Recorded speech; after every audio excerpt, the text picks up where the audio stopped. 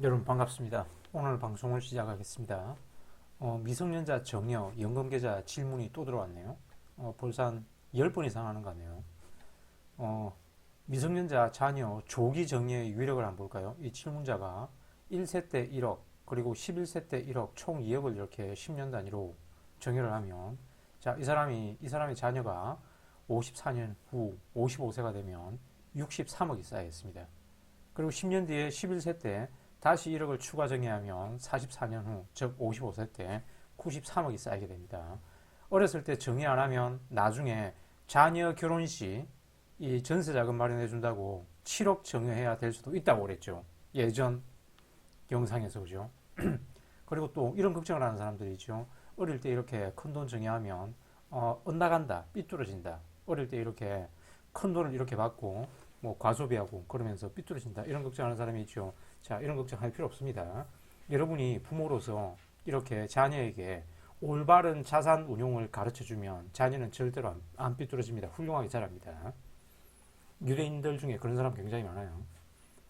그래서 이 부모는 내가 직접 운영해주고 내 계좌를 운영해주고 성인 되면 자녀에게 정해주겠다. 어리석은 생각이죠, 그죠? 세금 폭탄입니다. 물론 뭐 푼돈을 정해주면 뭐 100만 원, 1000만 원 그렇게 정해주면 뭐 세금이야 얼마 안 나겠지만 이렇게 1억을 이렇게 정해주면 1억 정의한 사람 되게 많거든요. 그 요즘 그 중산층 부부는 자녀한테 뭐 한둘 낳아서 소중하게 기르잖아요, 그죠? 그래서 1억씩 이렇게 정의하는 부모들 많습니다. 이렇게 큰 돈을 정해주면 20년 뒤에 자녀가 이제 성인이 돼가지고 그때 이제 정해주겠다. 세금 폭탄이죠.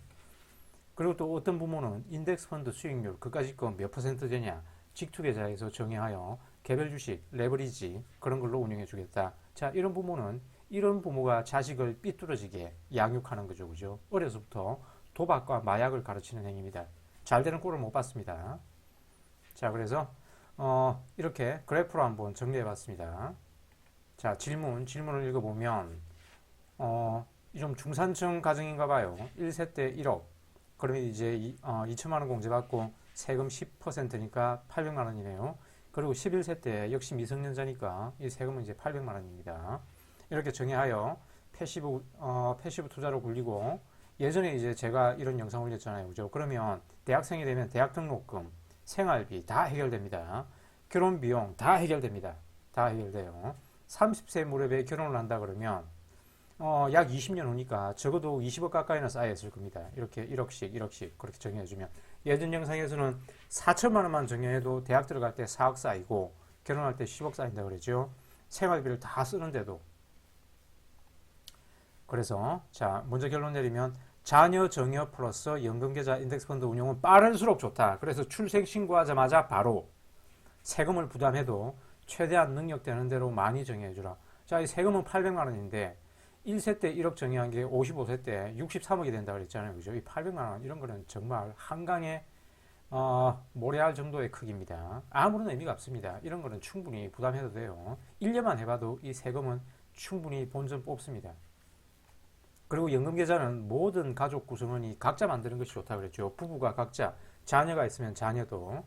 질문에서 이제 11세에도 1억을 정의한다면 정여세는 2천 공제받고 800만 원이다. 19세 성인이 되면 5천만 원까지 공제되니까 5천 정의할 수 있고, 이 김철수 회사 동료 여직원들 중에는 이 스토크라이머스 블로그를 보고 출생 신고 시부터 연금계좌 시작하는 그런 부부가 많아요.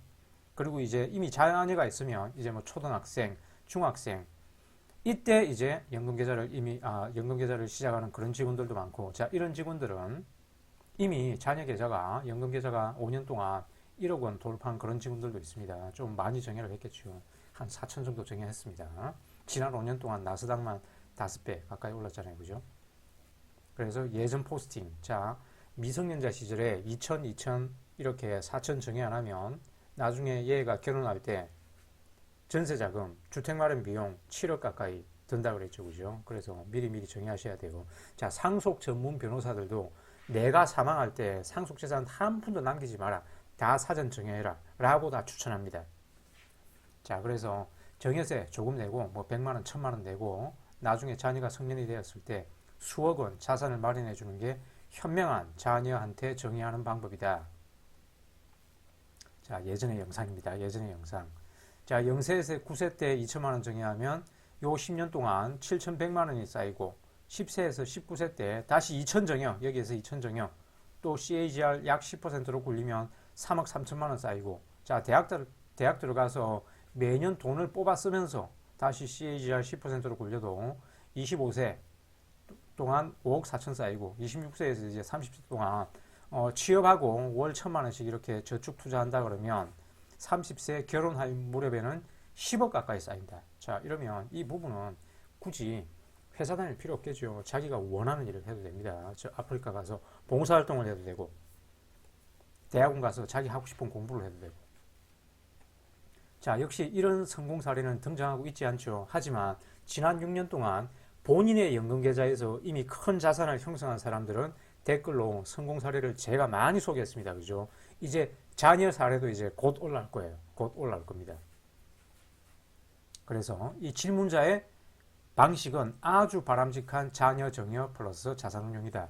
자, 이 사람은 자녀에게 이렇게 연금계좌, 절세계좌에서 인덱스 펀드만이 올바른 투자의 길이다 라고 자녀의 투자 교육을 한다면 더할 나위 없이 훌륭한 자녀 교육이겠죠. 그죠? 자, 이런 사람의 자녀는 훌륭하게 성장합니다. 그리고 이웃과 공동체를 위해서 아주 훌륭한 사람이 될 겁니다. 추가적으로 이제 정리 플러스 결론을 내리면 어릴 때 정여가 압도적으로 유리한 이유. 자, 복리가 50년이에요. 50년 이상 됩니다. 자, 절대로 이 사람을 어릴 때부터 이렇게 투자한 사람을 나이 30, 40대에서 따라잡을 수 없다 그랬죠. 그죠? 어마어마한 저축금액, 한 10배나 많은 저축금액을 투자하거나 안 그러면 수익률을 5배 이상 올려야 되는데 둘 다 불가능합니다. 부모가 30세에 시작해도 장기 투자이지만 아이를 1세부터 50년 이상 투자하면 어마어마한 복리가 형성되겠죠. CAGR 8% 가정시 이 틀렸습니다. 이 챗 GPT로 계산했는데 엉터리로 계산했네요. 약 63억이 쌓입니다. 63억. 그리고 30세 때 1억 가지고 25년 정도 투자하면 6.8억밖에 안 돼요.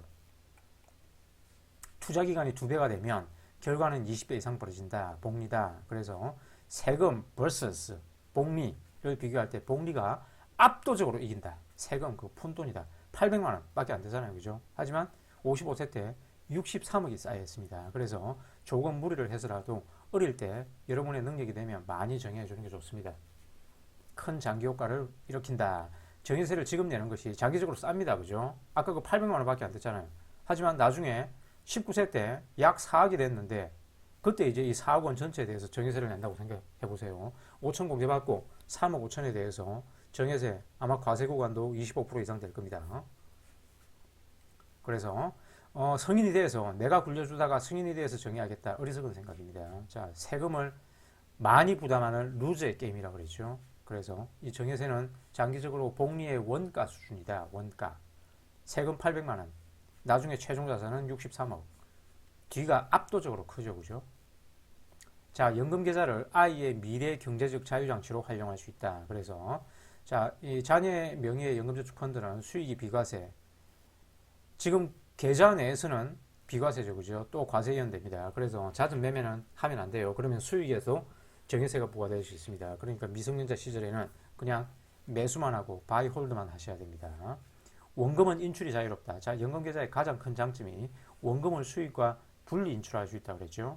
그리고 수익에 대해서 인출해도 16.5% 기타 소득세로 과세 종결됩니다. 그리고 자녀가 아직 55세가 안 됐지만 뭐 해외 이민, 기타 뭐 장기 요양을 필요로 하는 질병 뭐 그런 게 생기면 천재지변이 생기면 연금소득세만 내고 인출할 수 있다고 그랬잖아요. 그죠?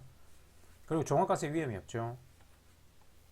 자, 그래서 예전에 요 포스팅에서 10년 주기로 2천만 원, 4천만 원 정여 안 해준 부모는 나중에 그 자녀가 결혼할 때쯤 7억 원을 정여해가지고 전셋집을 마련해 줘야 할지도 모른다. 세금 폭탄이죠. 그죠? 나머지는 블로그 가서 원고를 읽어보시면 됩니다. 요것도 할까요? 자, 아까 이 어린 나이에 큰 돈 정해하는 거, 1억 정해가지고 큰 돈 쌓이면 대학 들어갈 때 좀 수억 원이 쌓이면 자녀가 과소비하고 삐뚤어지거나 잘못 성장하면 어쩌냐 이런 걱정하는 부모가 있는데 부질없는 걱정입니다. 그죠? 이렇게 자녀 계좌에서 연금 계좌에서 인덱스 펀드로 이 방법이 올바른 투자 방법이다 라는 걸 자녀한테 끊임없이 교육을 하면 이렇게 질문자와 같이 올바른 자산 운용 철학을 가진 부모 밑에서는 자녀도 훌륭하게 성장합니다. 유대인들 이런 사람들 굉장히 많아요. 그리고 젊은 나이에 이 자녀는 이미 경제적 독립, 노동 해방을 달성한 자녀는 어떤 인물이든 될 수 있다고 그랬죠. 훌륭한 사람이 될 수 있습니다. 이웃과 공동체에 도움이 되는 훌륭한 인격을 가진 어른으로 성장할 것이다. 이렇게 또 어떤 부모는 운용이 자유롭다고 연금저축 인덱스펀드 그 수익률 얼마나 되냐 기껏해야 뭐 8% 10%인데 그래가지고 뭐 언제 부자 되냐 이런 또 한심한 생각을 하면서 미국 직투 계좌에서 미성년자 자녀에게 정해가지고 개별 주식 그것도 막 밈 주식 같은 게 있죠. 급등주 그런 거 레버리지 QLD TQQQ 이런 종목으로 자녀 계좌를 운영해주는 부모를 봤는데 한심하죠 그죠. 이런 부모야말로 어린 자녀에게 도박을 가르치는 바람직하지 못한 부모다. 자, 이런 부모에게 자산운용을 이런 식으로 배운 그 자녀는 나중에 성인이 되었어도 코인충, 그런 도박충이 됩니다. 그렇던 길을 가게 된다. 나머지는 블로그 가셔가지고 한번 원고를 읽어보시면 됩니다. 뭐 다 했네요. 이상 오늘의 방송을 마치겠습니다. 시청해주셔서 감사합니다.